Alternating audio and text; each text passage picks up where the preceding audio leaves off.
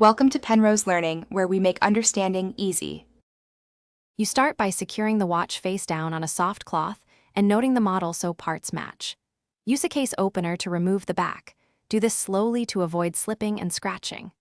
Once open, remove the crown and stem gently if needed and place screws in labeled compartments to track them. Make sure to use a magnifier and movement holder so you don't disturb the wheel train.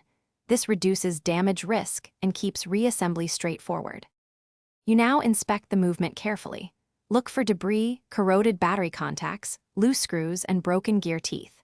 If the watch is quartz, test the coil and IC with a multimeter to confirm the module receives 1.5 to 3V.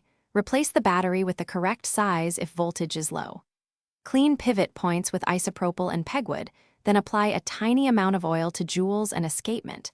This restores smooth operation and prevents. You finish by reinstalling the hands and crown, aligning the hands at 12.00 and ensuring they clear the dial and each other.